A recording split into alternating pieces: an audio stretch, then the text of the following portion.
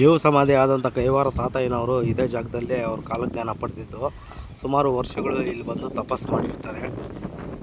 ಕಾಲಜ್ಞಾನ ಪಡ್ಕೊಂಡ ನಂತರ ಅವರು ಜೀವ ಸಮಾಧಿ ಆಗ್ತಾರೆ. ಆ ಪ್ಲೇಸ್ಗೆ ಹೋಗೋಣ ಬನ್ನಿ, ನೋಡೋಣ. ಇದೇ ನೋಡಿ ಫ್ರೆಂಡ್ಸ್, ಕೈವಾರ ತಾತಯ್ಯನವರು ಕಾಲಜ್ಞಾನ ಪಡ್ಕೊಂಡಿರುವಂಥ ಜಾಗ ಇದು. ಆ ಒಳಗಡೆ ಗವಿ ಥರ ಕಾಣಿಸ್ತೈತಿಯಲ್ಲ, ಆ ಜಾಗದಲ್ಲಿ ಸುಮಾರು ವರ್ಷಗಳ ಕಾಲ ಅವರು ತಪಸ್ಸನ್ನು ಮಾಡಿ ಕಾಲಜ್ಞಾನವನ್ನು ಪಡ್ಕೊಂಡಿರುವಂಥ ಜಾಗವಿದು. ಇಲ್ಲಿ ಫೋಟೋ ವಿಡಿಯೋ ಶೂಟ್ ಮಾಡೋದಕ್ಕೆ ಪರ್ಮಿಷನ್ ಇಲ್ಲ, ಆದರೂ ವಿಡಿಯೋ ಮಾಡಿದ್ದೀನಿ, ನೋಡಿ ಆನಂದಿಸಿ.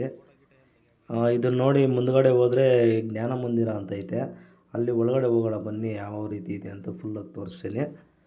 ಎಲ್ಲ ಅವ್ರ ಜೀವನಕ್ಕೆ ಸಂಬಂಧಪಟ್ಟಂಗೆ ಎಲ್ಲ ಚಿತ್ರಗಳನ್ನು ಇಲ್ಲಿ ಬಿಡಿಸಿದ್ದಾರೆ. ನೋಡಿ, ನೀವು ಅದ್ರ ಬಗ್ಗೆ ಕ್ಲೀನಾಗಿ ತಿಳ್ಕೊಬೋದು.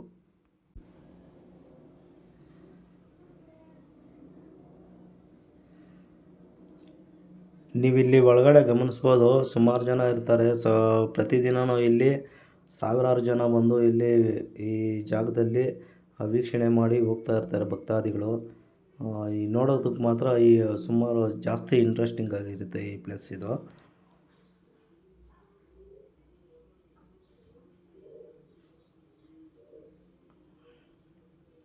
ನೋಡಿ, ಇದು ಕೈವಾರ ತಾತಯ್ಯನವರ ಸ್ಟ್ಯಾಚ್ಯೂ ಇದು. ಸುಮಾರು ವರ್ಷಗಳ ಹಿಂದೆ ಮಾಡಿರುವಂಥ ಸ್ಟ್ಯಾಚ್ಯೂ ಇದು.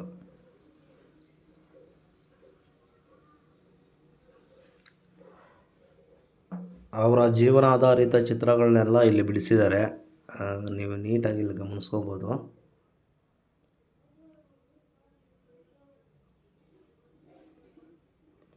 ನೋಡಿ, ಇವೆಲ್ಲ ಕೈವಾರ ತಾತಯ್ಯನವರ ಜೀವನ ಆಧಾರಿತ ಚಿತ್ರಗಳು ಇವೆಲ್ಲನೂ. ಅವರು ಯಾವ ಥರ ಬಳೆ ಮಾಡ್ತಾಯಿದ್ರು, ತಪಸ್ಸು ಯಾವ ಥರ ಮಾಡಿದ್ರು, ಅವ್ರಿಗೆ ಜನಗಳಿಗೆ ಏನೇನು ಬೋಧನೆ ಮಾಡಿದ್ದಾರೆ ಅಂತೇಳ್ಬಿಟ್ಟು ಪ್ರತಿಯೊಂದು ಕೆಲವೊಂದು ಚಿತ್ರಗಳನ್ನೆಲ್ಲ ಇಲ್ಲಿ ಬಿಡಿಸಿ ತೋರಿಸಿದ್ದಾರೆ ಜನಗಳಿಗೆ ಅರ್ಥ ಆಗಲಿ ಅಂತೇಳ್ಬಿಟ್ಟು.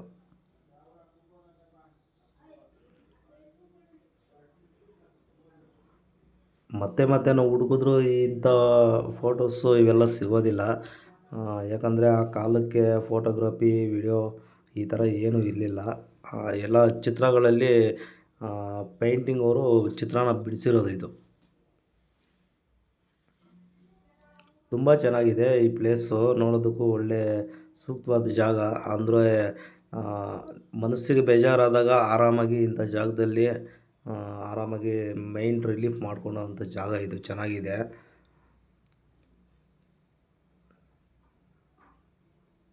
ಇದು ಲಕ್ಷ್ಮೀ ನರಸಿಂಹ ಮತ್ತು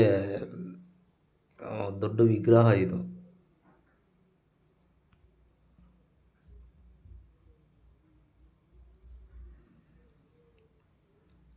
ಇಷ್ಟಾದಮೇಲೆ ಹೊರಗಡೆ ಹೋಗೋಣ ಬನ್ನಿ.